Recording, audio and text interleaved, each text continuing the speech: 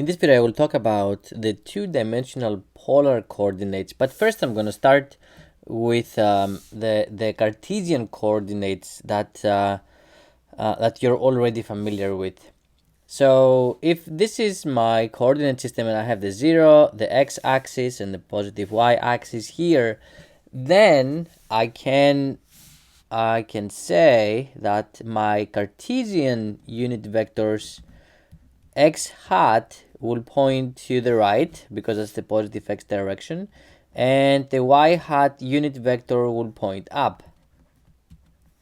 Now, for the Cartesian coordinate system unit vectors, there is an important property, very important property, and I will show you why. The x hat vector always points to the right. It is always pointing in exactly the same direction. So at whatever point you are, so let's say I'm here, then x hat will point to the right and y hat will point up. Okay, this you may have been thinking this to be given and true for every unit vector or for every kind of coordinate system, but it is not true always. For the Cartesian coordinate system unit vectors x hat and y hat, it is true that wherever you are, x hat will point to the right and y hat will point up. Now, I say this because for the polar coordinate system unit vectors, this property is not true.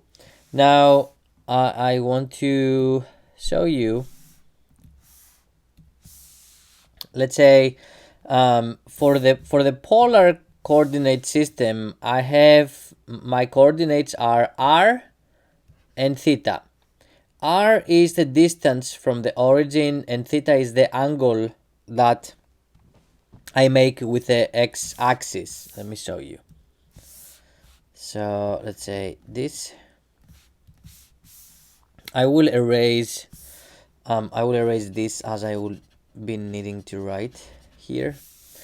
So this is this is r, and the angle theta is this one, the angle that this line, the white line, makes with the horizontal with the x-axis. R and theta are my polar coordinates. Now, in the same way that I had x hat and y hat with the Cartesian coordinates, I do have an r hat and theta hat. Those are unit vectors and they show me the direction.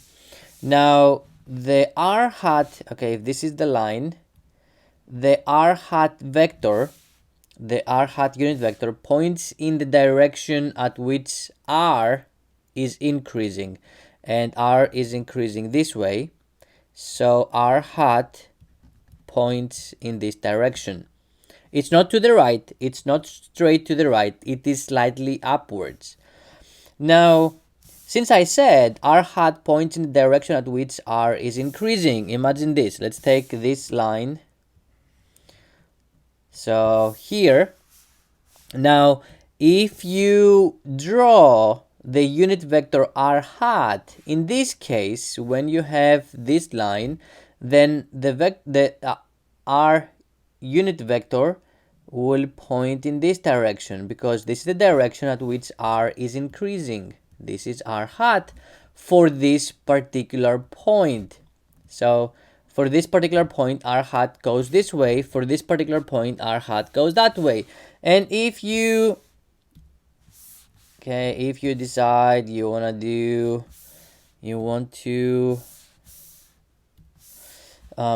choose this point here, then you're gonna draw this line. The vector r hat will point this way. So you can see for every point that you choose on the plane, on this 2D plane, the vector r hat points in a different direction. That was not true with x hat. X hat was always pointing to the right and y hat was always pointing up. Okay, so this is a big difference between the two coordinate system unit vectors. Now, I talked about r hat Now I also need to draw the vector theta hat. Now, because the angle theta is increasing in this direction, the unit vector theta hat points here.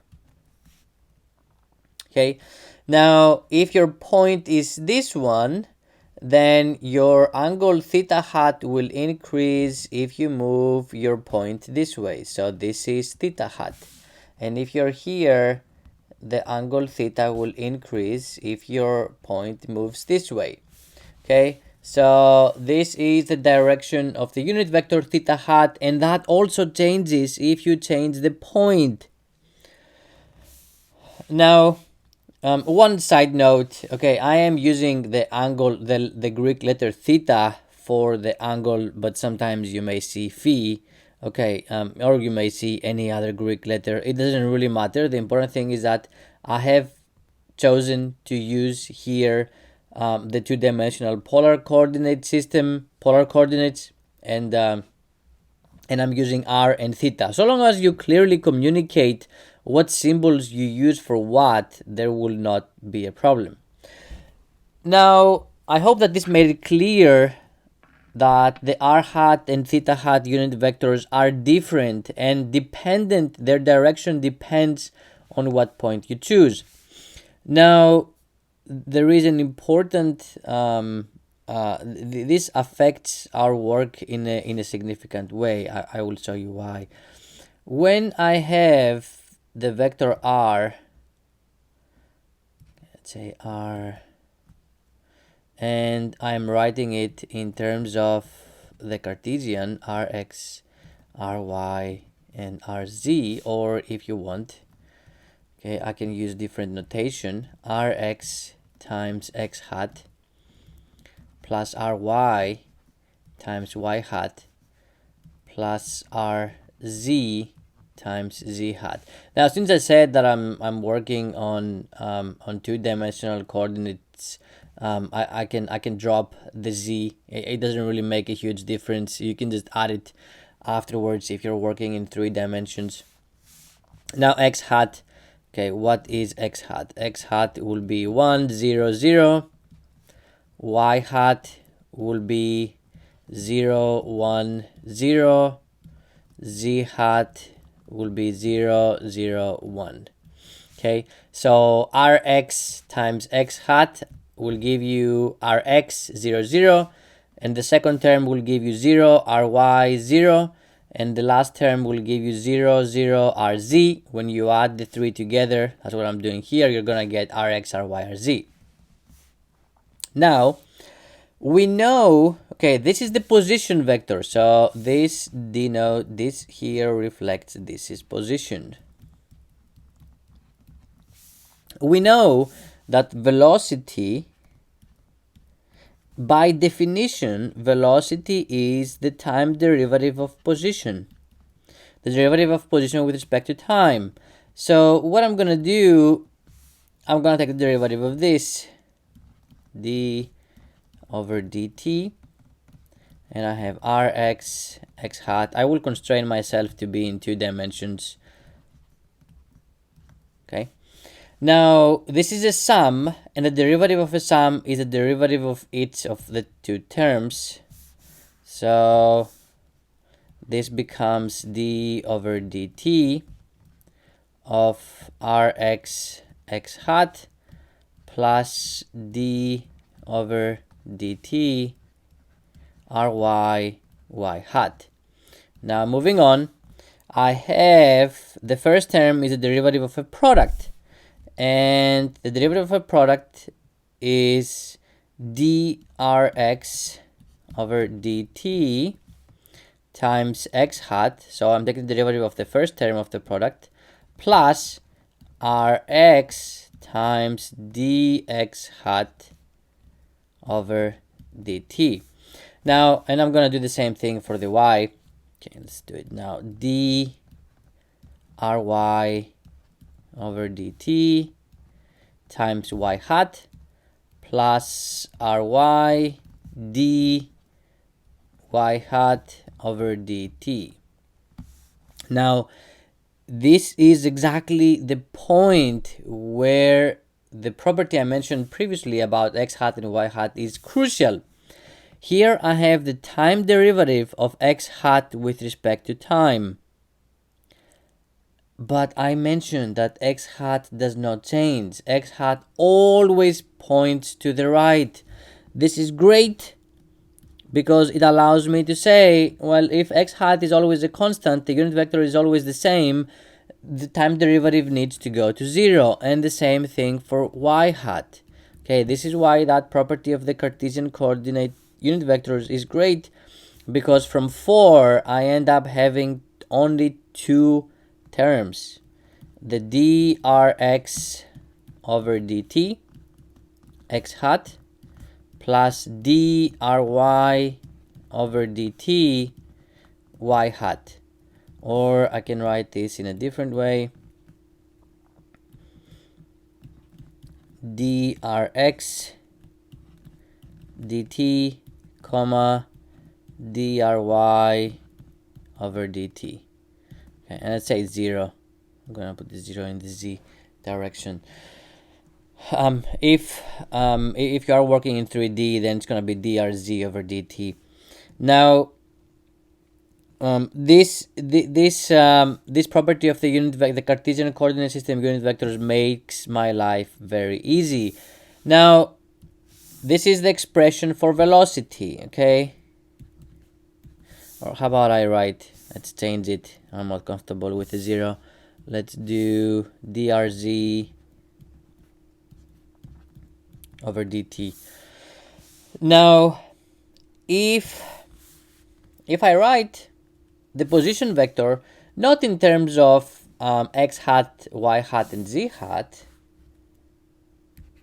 but if I write my position vector as r times r hat, okay, that's how you write the position vector in terms of the 2D polar coordinates. You take r and you multiply it in the direction of r hat, and you go, you find the position. There is no theta hat component here. Now, because velocity is dr over dt, the time derivative of position, look at this. Then I'm gonna have d over dt, and I have the product r times r hat, and we know how to deal with products, dr times dt times r hat plus r dr hat over dt. Okay, I took the derivative of the first one times r hat plus the derivative of the second one times the first one.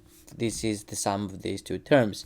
Now, here is the point where things are different between the Cartesian coordinate system unit vectors and the polar coordinate system unit vectors. Before, I said the dx hat over dt is 0 because the unit vector x hat and y hat are constant and always the same. I cannot make this claim for the unit vector r hat because I mentioned before, depending on where you are on the plane, the vector r hat is going to be different. And this is what's going to make my life more complicated now, because I do have to calculate the dr hat over dt. And I will do that. I'm gonna bring in you a new blackboard. Now, from the geometry of the picture, I can say r hat equals cosine phi x hat plus sine phi y hat. Okay, you can go back and verify that this is the relationship between r hat and x hat and y hat. Now, the term that I have to find is dr hat over dt. Now, what I need to think here, okay, I have the cosine of phi, and phi changes with time. X hat and y hat, those are constant. The x hat and y hat unit vectors do not change with time. So, this derivative is going to be minus sine phi times phi hat, phi dot, and what do I, let me change my notation. I don't have to use this notation at this point. Times d phi over dt times x hat plus the cosine of phi times d phi over dt times y hat.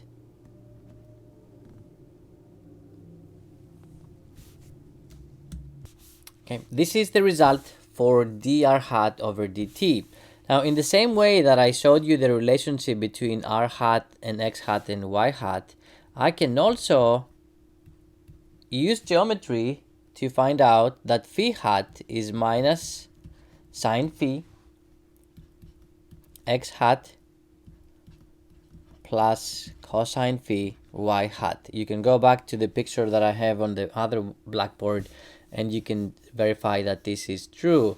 Now, if you see here, I have minus sine phi x hat and cosine phi y hat, and d phi dt is common for the two terms. So what I can do is say d phi over dt, let's take it out as a common factor, and I have minus sine phi x hat plus cosine phi y hat. And because this is exactly equal to that, I will say d phi over dt times phi hat. And this is the time derivative of r hat. Okay, phi hat times d phi over dt. Now let's go back.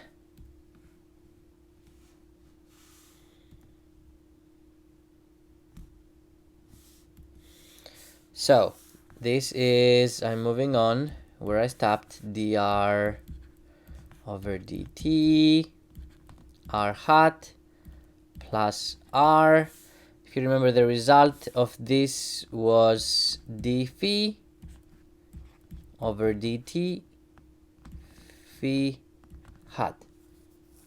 Okay, so this is how you can write the velocity using the polar coordinates. It is slightly different than what we have for the Cartesian coordinates. Here you have drx over dt x hat plus dry over dt y hat. Things look a little bit different here. I have dr over dt times r hat, and in front of this unit vector phi hat, I have r times d phi over dt. This is the velocity. This is the expression we need to use for velocity in polar coordinates. Now, we know that acceleration is by definition dv over dt. Now, for the Cartesian coordinate system, if you take the derivative of the velocity, again, because x hat, y hat, and z hat are constant, when you take the derivative, what you're gonna get is dvx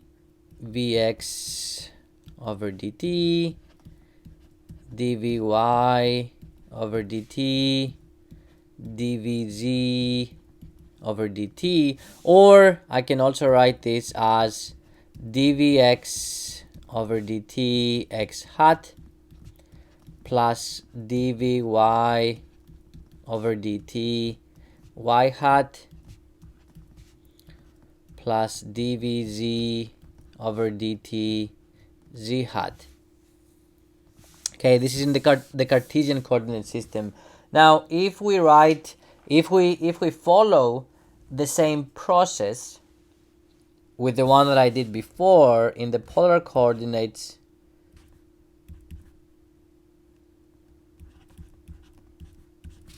we will find that this is minus r d phi over dt, and this term is squared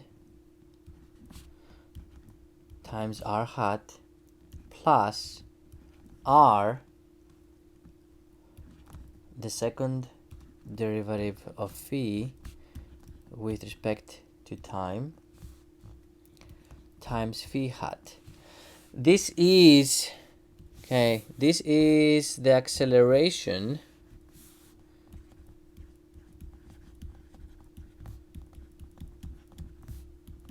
in the 2D polar coordinates.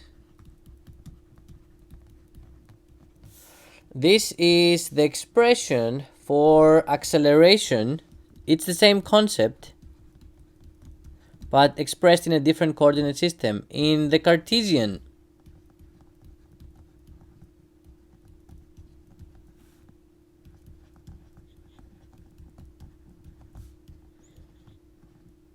coordinates. So you can see that the expressions are for the same concept. The expressions do look significantly different. And I want to mention it one more time. The reason for this, I need to go back to my initial whiteboard. The reason for this is the fact that while x hat, y hat, and z hat stay constant and they are the same for every point on your plane, the vectors r hat and theta hat do change depending on the point, the location where you are. Okay, so what you're gonna do every time you need velocity and acceleration in the 2D polar coordinates, or let's say the spherical coordinate system or the cylindrical coordinate system, whatever coordinate system you're using, before you write the expression for velocity and acceleration, look in the book and find the specific expression you're looking for, because it is difficult to remember all of this. Okay, what's the velocity in polar, what's the velocity in cylindrical coordinate system, and so on. Look in the book, find the table or whatever, find the expression and copy it down and use it. Okay, you will not need to prove the proof that I went over, but you need to be able to understand and remember velocity and acceleration in different coordinate systems look differently. So look up the correct expression, find it, and then use the correct one in the problem you're working on.